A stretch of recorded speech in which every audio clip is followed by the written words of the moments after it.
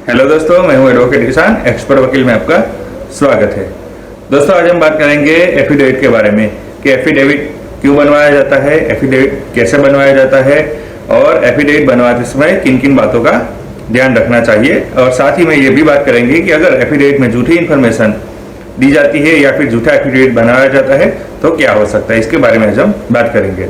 तो वीडियो को अंत तक जरूर देखिएगा ताकि आपको इन्फॉर्मेशन पूरी मिल सके।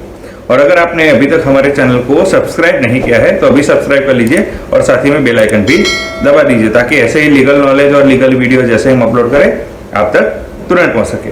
तो चलिए शुरू करते हैं।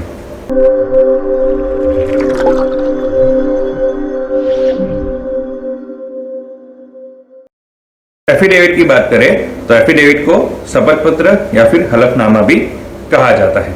एफिडेविट में एक व्यक्ति के द्वारा तथ्यात्मक घोषणा की जाती है और उसमें फिर उसे अटेस्टेड किया जाता है। अब अटेस्टेड किसी ऑथोराइज पर्सन के द्वारा ही कराया जा सकता है, जैसे कि जो कानूनी रूप से ऑथोराइज होते हैं वो अटेस्टेड करते हैं, यानी कि अटेस्टेड या तो नोटरी के द्वारा या फिर ओथ कमिश्नर के द्वारा अटेस्टेड किया जाता है। एफिडेविट में जो एफिडेविट करवा रहा है यानी कि जो व्यक्ति है वो शपथ लेकर अपने बयान को लिखता है या बोलता है कि जो भी लिखेगा, जो भी लिखा है वो सच ही है और उसे सच ही माना जाता है। और उसके बाद वो उसमें साइन करता है और साइन करने के बाद नोटरी या ओथ कमिश्नर के द्वारा जो कानूनी रूप से ऑथोराइज है वो उस पर अटेस्टेड करते हैं।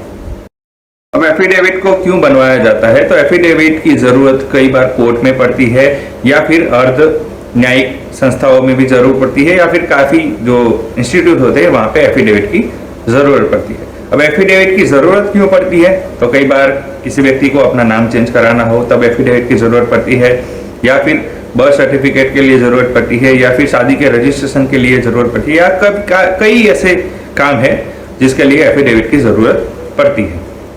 अब किसी व्यक्ति ने एफिडेविट बनवाया, उस पर लिखा और साइन करवाया, फिर वो अटेस्टेड करवा दिया, उसके बाद वो एफिडेविट में लिखी हुई बातों से मुकर नहीं सकता है।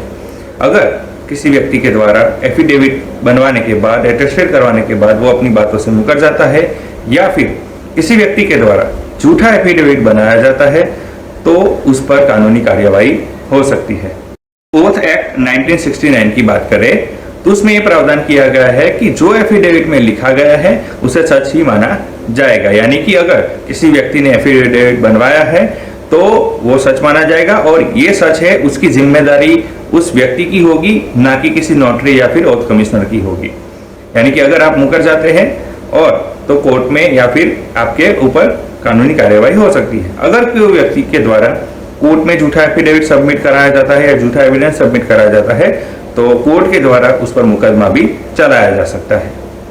अब एफिडेविट की जो फीस की बात करें तो इसमें क्या होता है कि जो हर एक स्टेट की जो एफिडेविट की जो फीस है, फीस स्ट्रक्चर है वो अलग अलग होता है। इट डिपेंड होता है कि जो एफिडेविट जिसने रिक्वायरमेंट की है, जो अधिकारी ने एफिडेविट की रिक्वायरमेंट की है उसे कितने स्टैम्प पेपर पे एफिडेविट चाहिए, यानी कि जो अधिकारी बोलते हैं कि एफिडेविट आपको इतने रुपए के स्टैम्प पेपर पर लाना है तो आपको उस स्टैम्प पेपर पर लाना पड़ेगा। यानी जनरली क्या होता है कि 20 रुपीज से लेकर 100 रुपए के स्टैम्प पेपर पर एफिडेविट बनता है। अब बात करते हैं कि एफिडेविट बनवाते समय आपको किन किन बातों का ध्यान रखना चाहिए। तो सबसे पहली बात यह होती है कि जब आप एफिडेविट के लिए जाते हैं तो आपको पहले तो ये जान लेना चाहिए कि आपको जहां पे एफिडेविट सबमिट करवाना है क्या सही में वहां पे एफिडेविट की रिक्वायरमेंट है या नहीं, वो आपको जान लेना चाहिए। दूसरी बात आपको ये भी ध्यान रखनी चाहिए कि अगर वहां पे एफिडेविट की रिक्वायरमेंट है तो वो कितने रुपए का स्टैम्प पेपर की रिक्वायरमेंट, यानी कि वहां पे भी वो स्पेसिफाई होगा कि आपको 20 के स्टैम्प पेपर पे चल सकता है एफिडेविट या फिर 50 का लगेगा या फिर 100 का, जो भी अमाउंट है वो आपको एक बार वेरीफाई भी कर लेनी चाहिए कि इतने रुपए का स्टैम्प पेपर पर एफिडेविट रिक्वायरमेंट है वहां पे।